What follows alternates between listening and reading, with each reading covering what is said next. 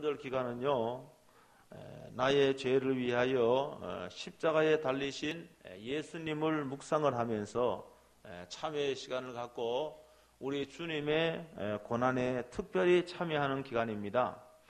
이 기간에 경건한 성도들은 금식하며 예수님께서 우리에게 생명을 주었듯이 나눔의 삶을 실천하며 신앙의 성숙의 시간으로 삼습니다. 저는 늘 기도하는 것 중에 하나가, 기도하는 내용이 많이 있지만은 그 중에 하나가 내가 주님과 같은 마음, 주님과 같은 생각을 품고 살았으면 좋겠다, 이렇게 늘 기도합니다. 그렇지만은요, 우리의 삶을 되돌아보면은 주님의 모습은커녕 부끄러운 생각, 부끄러운 삶을 고백하지 않을 수가 없습니다. 지난주에는 제가 맥스 루카도의 책, 이제 예수님처럼이라고 하는 번역된 그 책하고, 그 다음에 러시아의 무명의 순례자가 쓴 그 일기를 제가 한 주간에 읽었습니다. 이 두 권 다 주님을 깊이 묵상할 수 있는 좋은 책입니다. 그 맥스 루카도의 그 책에 보면은 이런 내용이 있습니다. 당신이 딱 하루만 예수님이 당신이 된다면, 예수님이요 딱 하루만 당신이 되는 거예요. 여러분들이 되는 거예요. 그러니까 여러분의 환경은 그대로입니다. 여러분의 하루 일과 일주일 일과는 그대로예요. 바뀌어지지 않았어요. 근데 예수님이 여러분이 된다고 한다면은 예수님은 24시간 동안 어떻게 살까, 그런 내용입니다. 그렇다고 한다면 여러분들의 그런 예수님이 여러분이 되어서 여러분 똑같은 환경에서 똑같은 일과를 사는데 사람들이 여러분의 변화를 눈치챌 수 있을까? 예수님이 여러분이 되어 지금 직장에 출근해서 일을 한다면은 직장의 상사나 동료들이 아니 저 김 부장 오늘 왜 저렇게 좀 이상하다, 이렇게 보진 않을까요? 그러니까 예수님이 여러분이 되어도 평소에 여러분이 하는 대로 똑같이 한다면은 그 사람은 예수님의 마음을 품은 사람입니다. 그 사람은 예수님의 생각을 품고 사는 거룩한 사람입니다. 지난 금요일 날 제가 좀 컨디션이 안 좋았어요. 컨디션이 좀 안 좋아서 기도회 인도를 우리가 송 목사님께 맡겼는데, 이 몸이 좀 안 좋은 것도 은혜가 될 때가 있는 것 같아요. 몸이 조금 안 좋아서 좀 불편한데, 설교 준비도 잘 안 되고 불편한데, 주님의 그 십자가를 생각을 하니까 눈물이 많이 났습니다. 주님의 마음을 품고 주님과 같이 살고 싶은데 그렇지 못한 나를 삶을 되돌아볼 적에 우리 주님께 너무나 송구스러웠습니다. 너무나 많은 것들을 우리가 은혜로 받고 누리고 있음에도 불구하고 우리 주님께 드리는 것은 너무 초라하고 작다는 생각이 들어서 참회의 눈물이 흐르는 것 같아요. 오늘 여기 본문 갈라디아 2장 20절에는 핵심적인 구조는 이겁니다. 내가 그리스도와 함께 십자가에 못 박혔나니 그런즉 이제 내가 산 것이 아니요 오직 내 안에 그리스도께서 사신 것이라. 여러분, 예수님이여 거듭난 모든 그리스도인 가운데 살고 계신다는 사실을 믿으시길 주의 이름으로 축원합니다. 예수님께서 여러분 가운데 거주하고 계시는 거예요. 그래서 고린도전서 3장 16절은 너희는 너희가 하나님의 성전인 것과 하나님의 성령이 너희 안에 계시는 것을 알지 못하느냐. 하나님의 성령이 우리 안에 계신다고 이렇게 말씀하고 있습니다. 여러분, 거듭난 모든 그리스도인들의 마음 가운데 여러분 예수님의 마음이 와 있는 거예요. 성령님께서 거처를 정하시고 우리 속에 살고 계시는 겁니다. 왜 그럼에도 불구하고 나의 마음은 조금은 변하지 않는 것 같고 나의 생각도 조금도 변하지 않는 것 같은 그러한 느낌이 들 때가 많이 있습니다. 맥스 루카도는 그의 책에서 이런 이야기를 합니다. 아주 부자이면서요 검소하게 사는 한 사람이 있었는데 이 집에 이제 전기를 가설하게 된 거예요. 한 달 후에 검침원이 와서 와서 보니까 아니 한 달이 지났는데요, 주인에게 이렇게 물어보는 거예요. 아니 어떻게 된 일입니까? 계량기가 돌아가지 않고 제자리입니다. 이때 주인이 말하기를 아마 그럴 겁니다. 저는 해가 지면은 촛불을 켜는데 촛불을 켜기 위해서 성냥을 찾을 때만 전기를 켭니다. 이렇게 대답하는 거예요. 이 주인은요, 자기 집안에 전기가 들어왔는데도 사용하지 않았던 거예요. 이 사람의 집과 그 다음에 발전소는 전기로 연결되어 있습니다. 그러나 전기를 사용하지 않았기 때문에 이 사람의 삶은 달라진 것이 하나도 없어요. 우리도 똑같은 실수를 범하고 있는 것이 아닐까요? 우리 영혼은 구원을 받았습니다. 그런데 우리의 마음과 생각은 변화되지 않았습니다. 그러니까 우리가 거듭나기 전보다 크게 표면적으로 보면은 바뀌어진 것이 없는 거예요. 우리들이 가끔 스위치를 올릴 때가 있긴 하지만은 대개는 어둠 속에서 그냥 지내기 일쑤입니다. 그냥 일주일에 한 번 그냥 1시간 예배 드릴 때만 스위치를 올리는 거예요. 그리고는요, 까맣게 잊어버리고 캄캄한 어두운 가운데 사는 것이 많은 사람들의 모습이 아닐까요? 근데요, 하나님은요, 우리가 변화되기를 원하십니다. 고린도후서 3장 18절은요, 이렇게 말씀하고 있습니다.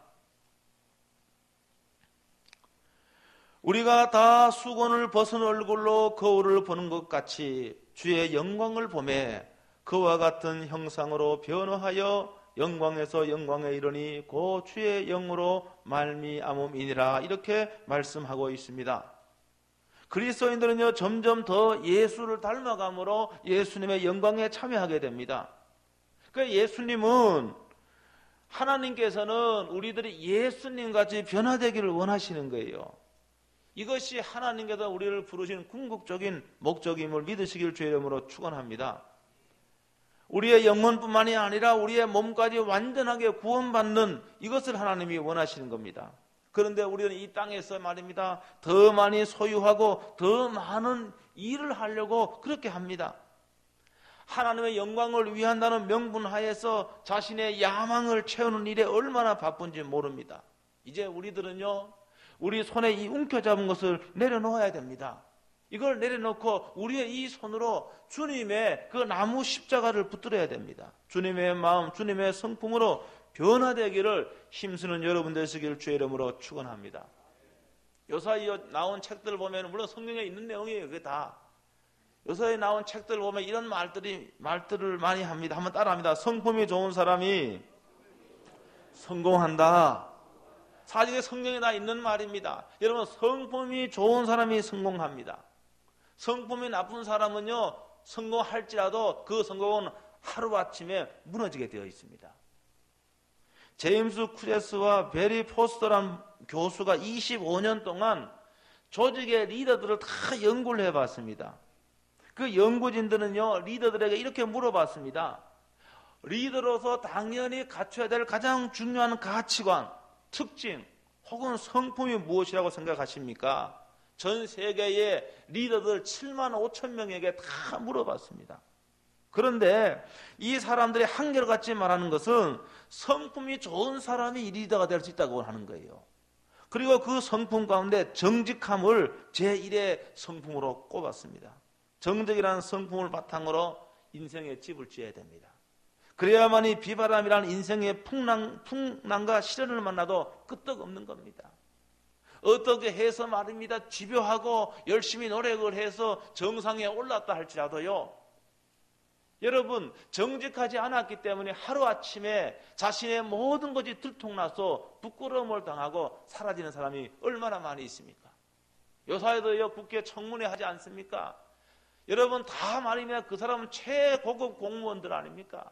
그럼에도 불구하고 그들의 거짓이 들통이 나고 그들 정직하지 않는 것이 들통이 나서 그들은 부끄러움을 당하는 그런 사람들이 얼마나 많이 있습니까? 좋은 성품이 없으면은요, 모래 위에 집을 짓는 것과 마찬가지입니다. 여러분, 기술이나 스펙 이거 쌓는 데만 치중하고 성품을 등한시하면은 반드시 대가를 치르게 됩니다. 여러분, 성품이 안 좋아서 좋지 않아서 인간관계가 망가지면은 자신이 쌓아놓았던 것도 일순간에 무너질 수가 있습니다. 그렇기 때문에 요새 얼굴들 다 고치는데, 저는 얼굴 고치는 거 저는요 그거 반대하는 사람이 아닙니다. 뭐 얼굴 고쳐갖고 자신감 있게 살면 얼마나 좋겠습니까? 여러분, 얼굴 고치고 그 다음에 스펙을 쌓는 것보다 더 중요한 것은 사실은 바로 이 성품입니다.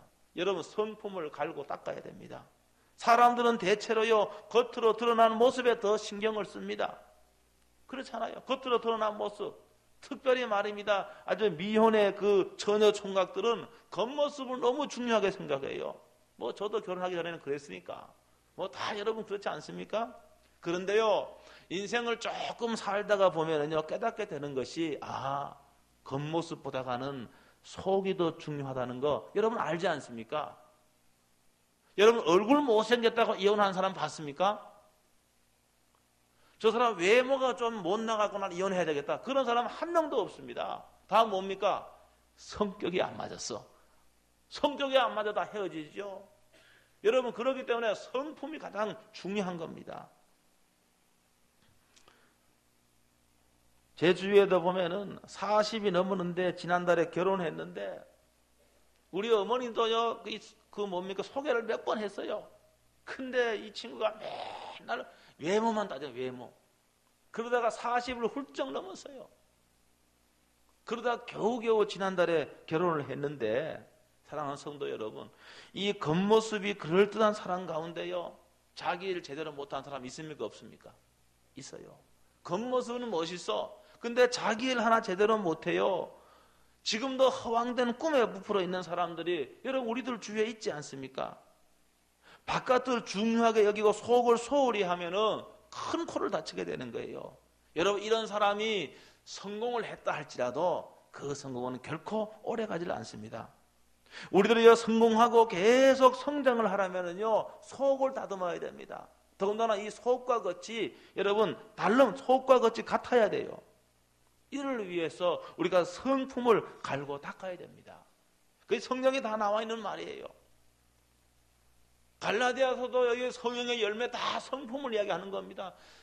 성령의 9가지 열매 다 성품을 이야기하는 거예요. 로또에 당첨이 된 사람이 근래에 많이 있습니다. 여러분, 로또에 당첨이 되고 복권에 당첨된 사람 가운데 여러분 그 로또에 당첨되기 전보다 불행해진 사람이 더 많습니다.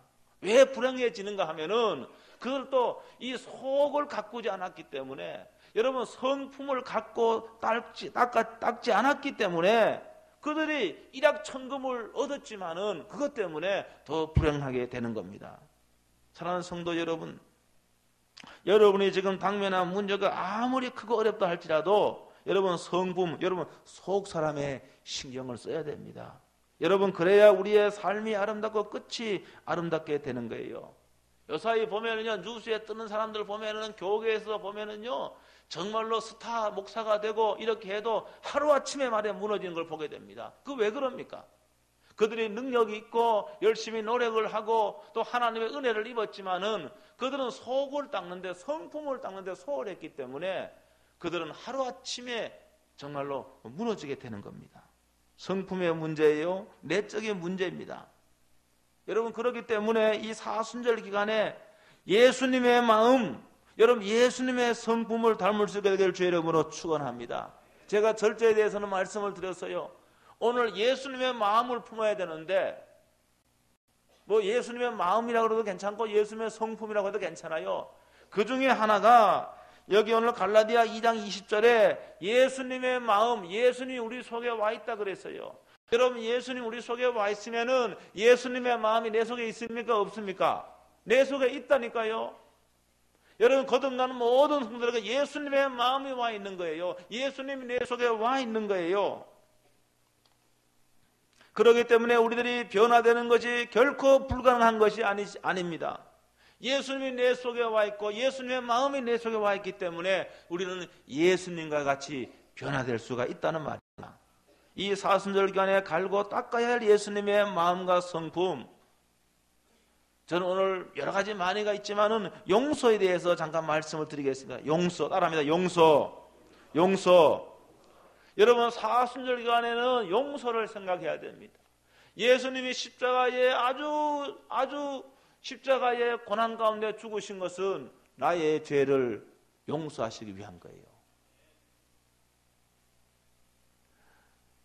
우리들은요, 용서받을 수 없는 큰 죄를 용서받았기 때문에 나에게 죄를 지은 모든 사람을 용서해야 됩니다. 용서하는 마음을 갖는 것이 바로 예수님의 마음입니다. 여러분, 예수 믿는 사람들 가운데서도 여러분 손해를 보고 그 다음에 자신을 모욕한 사람들에게 칼날을 가는 사람이 있다고 한다면은 여러분은 그것을 다 내놓고 예수님의 용서의 마음을 오늘 품을 수 있게 될 주의 이름으로 축원합니다.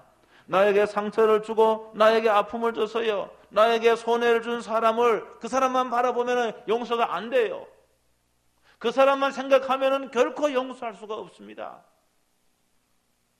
그런데 내 원수들, 나에게 손해를 끼친 그 사람을 향한 내 시선이 예수님을 바라보아야 됩니다. 예수님을 바라보면 용서가 가능해지는 겁니다.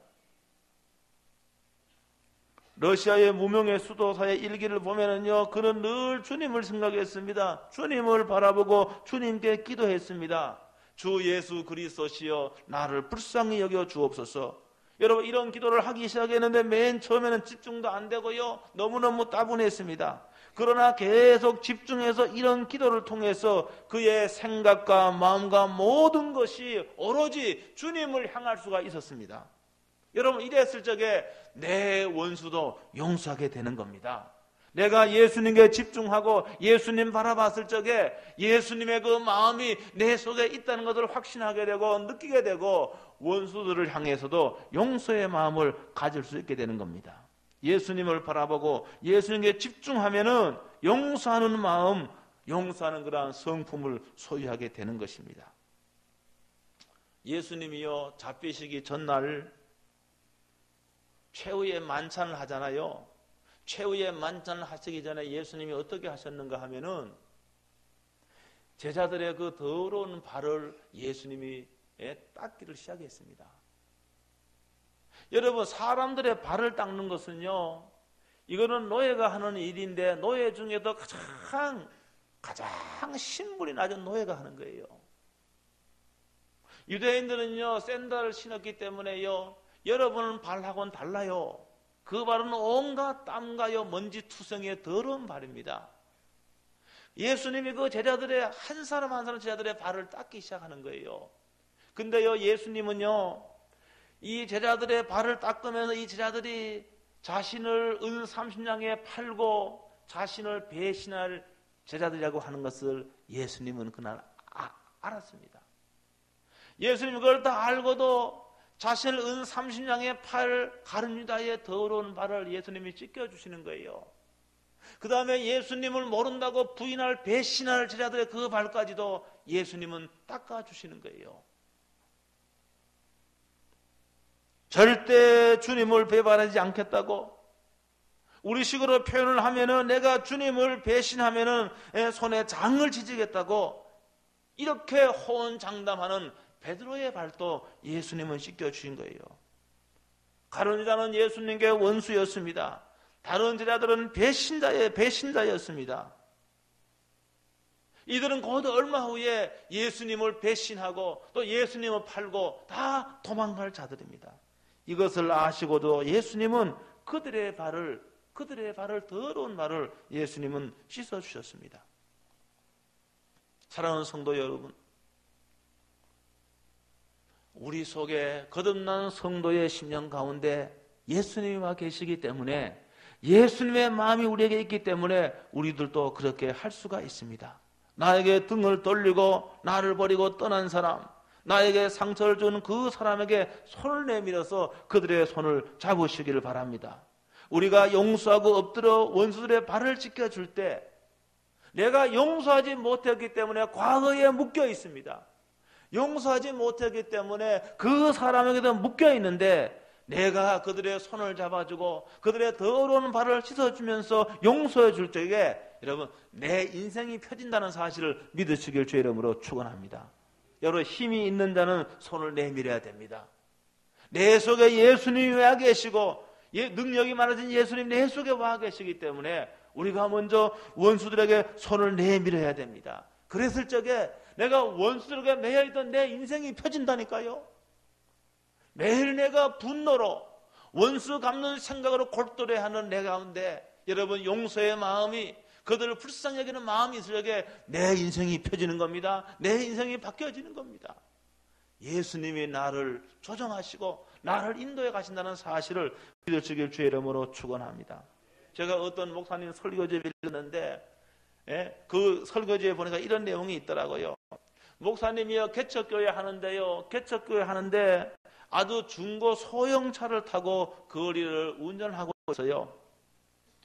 근데요, 왜 우리가 이게 그 주황색하고 그 다음에 또 빨간 그 저기 신호등이 왔을 적에 갈까 말까 하잖아요.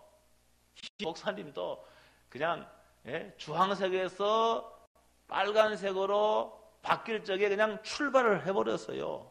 그러다가 어떻게 했는가 하면은 벤츠 승용차를 받아버렸습니다. 벤츠는요 조수석 문짝이 다 부서지고 목사님의 차는 뭐 중고차 조그만 차니까 어떻게 돼? 벤츠랑 부닥쳤으니까 완전히 폐차돼 버렸습니다. 근데 상대 차에서 신사가 나오고 저 부서진 소형 차에는 목사가 나온 거예요. 서로 몸은 괜찮으냐고 서로 물어보는 겁니다. 이때 목사님이요 죄송합니다.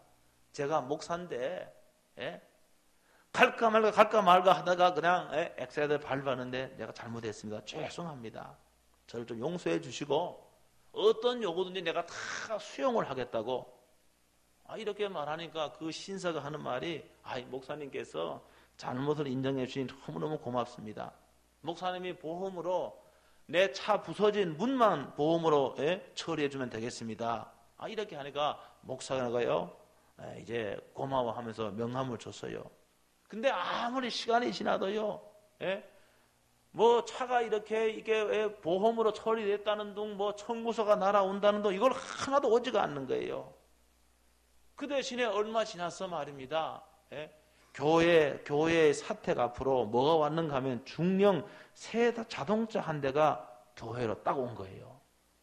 그러면서 거기에 보니까 뭐라고 되어 있는가 하면 그분이 말하는 거 보니까 거기 메모를 주는데 지난번 사고 때 만난 집사라는 거예요. 그분 신사가 자기 집사인데 제가 회사를 경영하고 있는 사람인데 목사님 너무 정직하고 또 용서를 구하는 걸 보고 제가 마음에 감동도 받고 또 목사님 마음이 아파서 제가 목사님께 자동차 한 대를 선물합니다. 이런 내용이에요.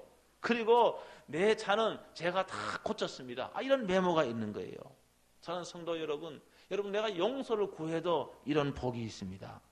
여러분 서로 용서하고 또 내가 용서하는 마음 정말로 내가 용서해 줄 적에는 여러분 중형차 한 대가 아니라 우리는요 더 큰 하나님의 약속을 받는 겁니다. 더 큰 인생의 길이 열리는 거예요. 내가 용서하지 못하면 내가 얼마나 분노에 치를 떱니다. 여러분 분노를 가슴에 품고 있으면요 몸이 말입니다 병이 나는 거예요. 병도 나고 말입니다. 무릎도 쑤시고 말입니다. 이 분노가 있으면 그렇습니다. 분노가 있으면은요 음식을 먹어도 소화가 안 돼요. 분노가 있으면은요 소화가 안 되면요 위장이 다 나가요. 문제가 생깁니다. 근데 내가 다 용서해 버리면은 내 속에 예수님이 와 계시기 때문에 예수님의 마음이 내 속에 있기 때문에 그 예수님의 마음으로 용서하도록 결단하면 되는 겁니다. 용서해 버리면은 나는요 과거에 안 좋던 사건으로부터 다 해방됩니다. 자유함을 얻는 거예요. 그리고 나는 예수님 같이 살게 되는 겁니다. 하나님이 이걸 얼마나 기뻐하는지 모릅니다. 예수님 같이 살게 되는 거, 예수님 같이 용서해 주는 거, 이걸 보고 하나님은 우리를 기억하시고 우리를 칭찬하시고 우리를 축복해 주십니다. 이 사순절간에 여러분들이 여러분에게 한 맺직한 사람이 있습니까? 주님의 마음으로 용서해 주시기를 바랍니다. 여러분의 경제적인 손실을 입힌 사람이 있습니까? 여러분 용서해 주시기를 바랍니다. 아니면 여러분의 마음을 나쁘게 하고 여러분을 배신하고 돌아선 사람이 있습니까? 그분도 용서하십시오. 여러분 용서하면은 우리 주님께서 얘야 잘했다. 너가 내 마음으로 나의 마음을 품고 용서했구나. 잘했다. 우리를 칭찬해 주시고요. 우리의 길을 열어주시고요. 우리의 하늘의 복을 줍니다. 그러한 은혜가 여러분의 길을 주의 이름으로 축원합니다.